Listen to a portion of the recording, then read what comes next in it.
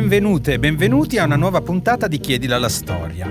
Oggi è con noi ancora una volta la professoressa Michela Ponzani, storica, docente, che ringrazio moltissimo per la sua disponibilità. Grazie Davide, è sempre un piacere.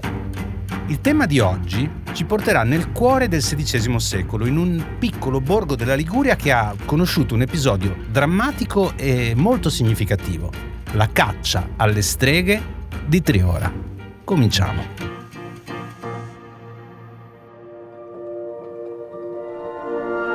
Chiedilo alla storia, un podcast di Cora Media e Intesa San Paolo On Air.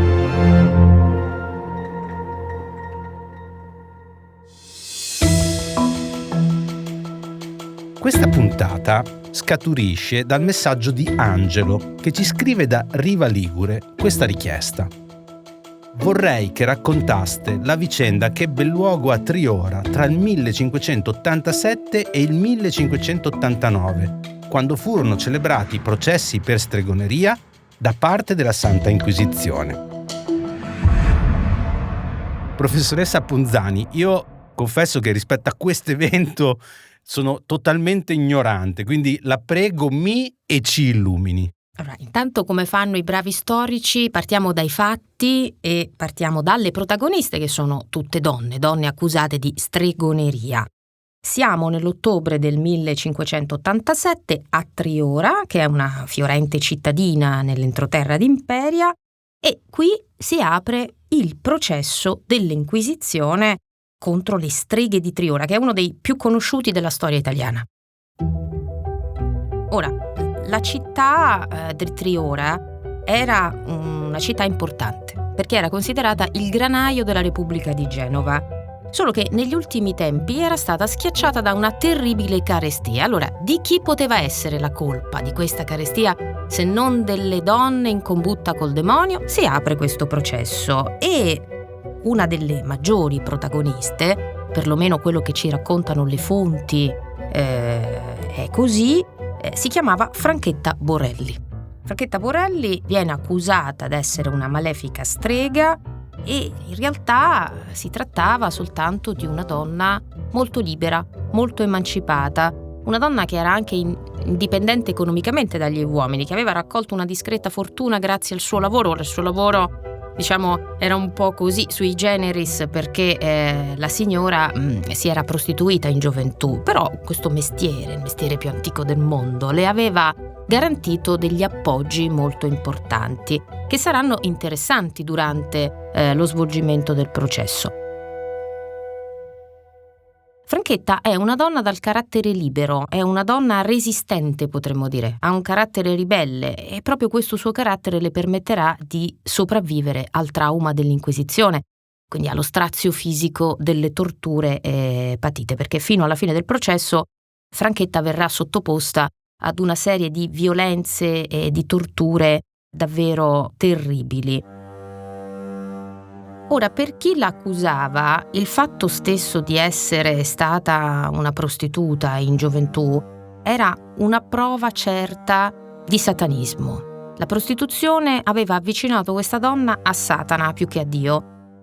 Bisogna anche dire che la prostituzione era un peccato, secondo il Concilio di Trento, che aveva cercato di reprimere, di controllare questo peccato attraverso il recupero, la conversione, la creazione di conventi, per esempio di luoghi in cui le giovani potevano ravvedersi. Ne abbiamo tanti: il convento di Santa Elisabetta a Firenze, il convento di Santa Marta a Roma, quello delle convertite a Venezia.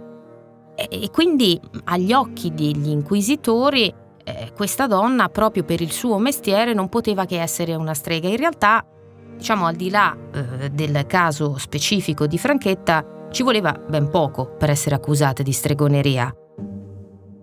Le donne che, per esempio, erano guaritrici, levatrici, che aiutavano le altre a partorire, oppure quelle che sapevano utilizzare le erbe e che tramandavano queste conoscenze di madre in figlia, potevano essere accusate di stregoneria. Oppure le donne indipendenti, le donne colte, le donne raffinate, che per esempio vantavano una certa conoscenza sui metodi contraccettivi o sulle pratiche per l'interruzione di gravidanza. Insomma, tutte venivano viste come veleno del demonio. Questa loro conoscenza non poteva essere altro che opera del demonio e quindi bastava davvero pochissimo per essere accusate di stregoneria. Tra l'altro, su questo stesso argomento c'è anche la domanda di Silvia che scrive: vorrei approfondiste il tema della caccia alle streghe. Abitando in Liguria mi è capitato di passeggiare per le strade dell'incantevole borgo di Triora, tristemente ricordato come la Salem italiana. Che cosa faceva scattare una denuncia per stregoneria, chiede Silvia, e perché la maggior parte delle accusate, come ci ha appena spiegato, erano donne?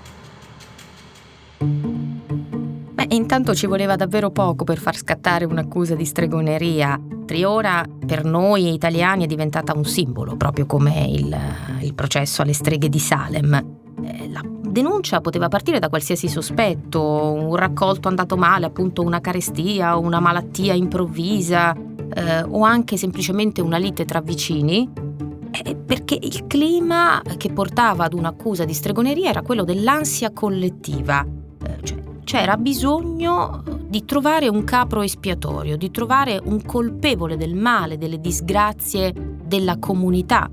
E spesso questo male veniva incarnato proprio dalle donne che magari erano sole, erano anziane, erano emarginate nella società o semplicemente erano delle anticonformiste, cioè delle donne eccessivamente libere per la mentalità dell'epoca.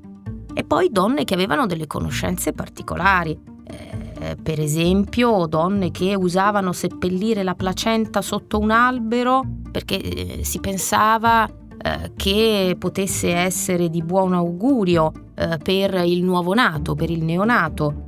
Oppure donne particolarmente belle, la bellezza, l'avvenenza fisica era opera del demonio, secondo gli accusatori che, va detto, erano tutti uomini e uomini spaventati da questo strapotere delle donne, un potere che le donne non potevano avere in maniera così eccessiva.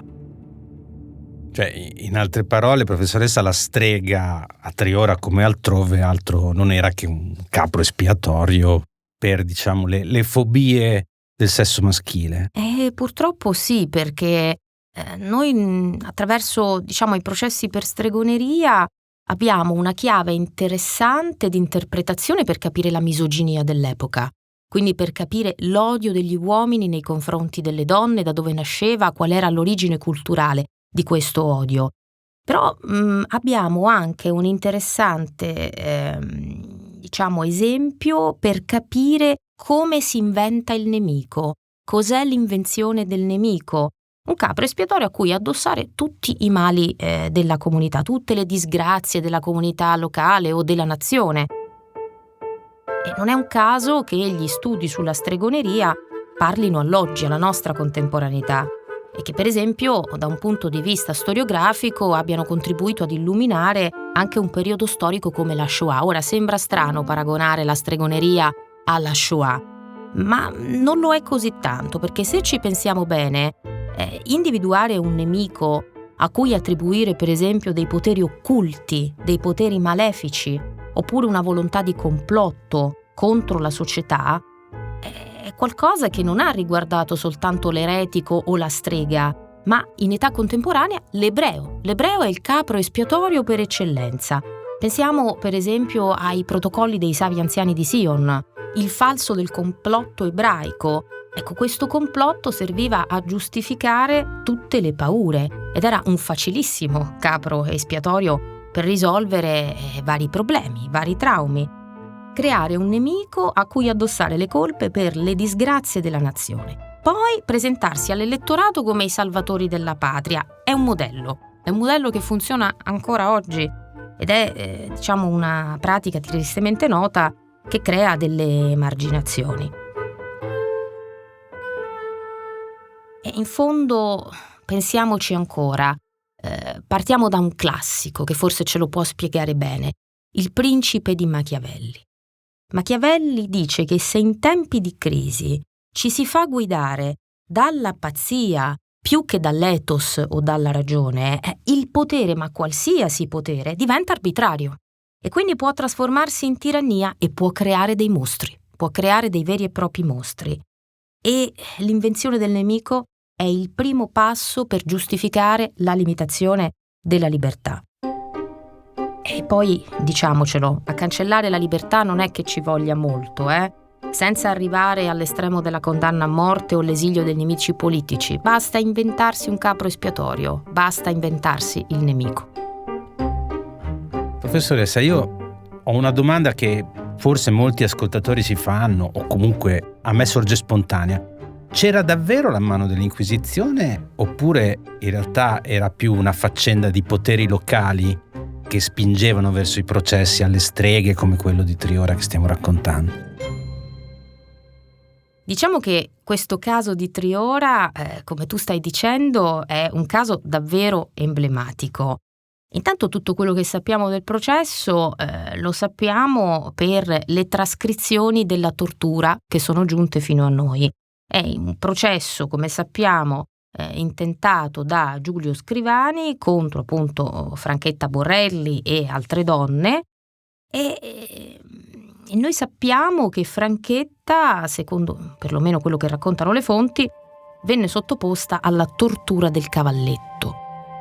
Ora, questa tortura era davvero terribile, questo era uno strumento davvero infernale, era una sorta di tavola di legno su cui la vittima veniva distesa e con un sistema di corde si faceva in modo che le braccia e le gambe venissero tirate, una cosa veramente terribile da raccontare, fino a provocare la disarticolazione e la rottura dei legamenti.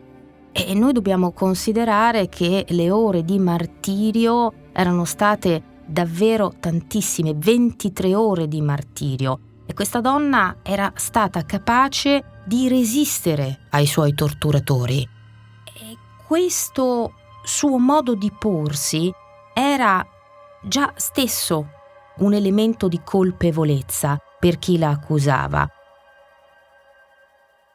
E poi bisogna dire che Scrivani a un certo punto, per questo suo modo di condurre l'interrogatorio, venne addirittura accusato di arbitrio, di irregolarità, per l'eccesso di violenza usata durante l'interrogatorio. Perché il cardinale Giulio Antonio Santori, che era il prefetto del Sant'Uffizio, arrivò addirittura a revocare l'incarico a Scrivani e a riaprire l'inchiesta da zero, perché Scrivani era andato oltre il suo ruolo, aveva ecceduto nell'uso della tortura, nell'uso della violenza. E al termine di questa vicenda giudiziaria, paradossalmente, Franchetta Borelli, colei che aveva subito queste torture indicibili, non finirà sul patibolo. Ci finiranno altre donne che verranno accusate come lei di stregoneria. Però davvero sarà una conclusione che suona un po' come una beffa, perché Franchetta si salverà, quindi sarà libera. E il suo accusatore invece, quindi Scrivani, questo suo implacabile giudice, verrà censurato dal Sant'Uffizio e anche scomunicato, anche se poi il provvedimento sarà ritirato.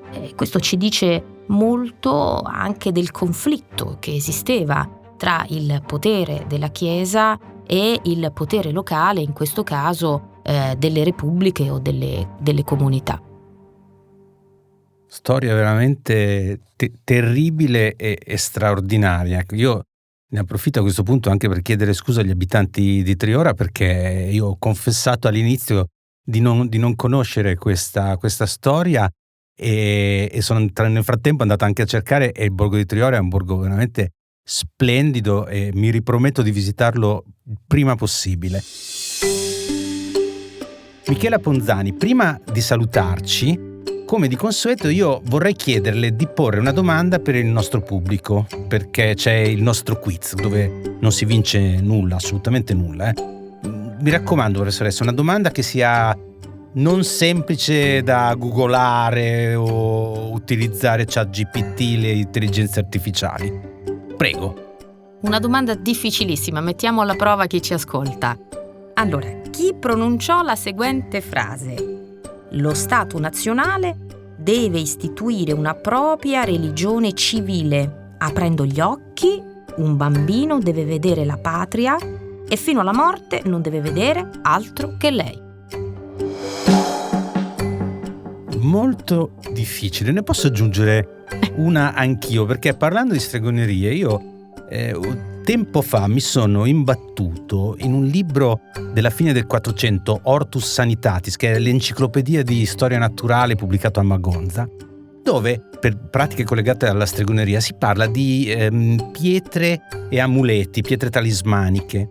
E una di queste pietre è molto curioso, perché ci sono tutte queste illustrazioni che fanno vedere ci sono degli uomini che praticamente estraggono queste pietre dal cranio dei rospi, perché si riteneva che queste pietre fossero lì dentro. Ecco, io invece vorrei sapere il nome scientifico di questa pietra e qual è in realtà la sua vera origine. Credo che anche questa non sarà facilissima, ma sicuramente c'è gli esperti di tutto sapranno trovare risposte. Io non saprei rispondere, per esempio. E come di consueto una piccola segnalazione in coda a questo episodio, come a tutti gli altri. Oggi vi consiglio il libro di uno storico tedesco, Wolfgang Behringer, pubblicato in Italia dal Mulino nel 2008, con il titolo semplicissimo di Le streghe. Un viaggio nella stregoneria attraverso il tempo e le culture per identificare i tratti comuni della stregoneria, della caccia alle streghe e della lotta alla superstizione. Buona lettura e grazie ancora alla professoressa Michela Ponzani. Grazie a voi. E grazie a chi ci ha scritto. A presto.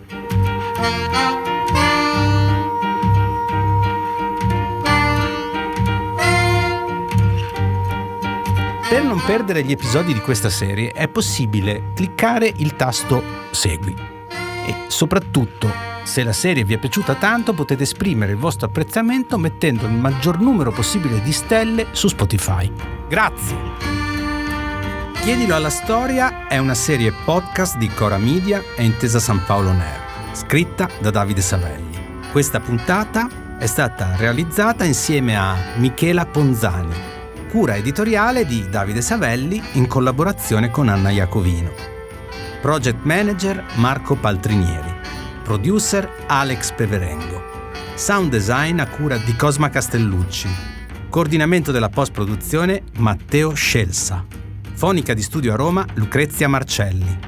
Vi ricordo che potete inviare le vostre domande via mail all'indirizzo chiediloallastoria@coramedia.com oppure con un messaggio WhatsApp anche vocale al numero 345 09 83 998. A presto!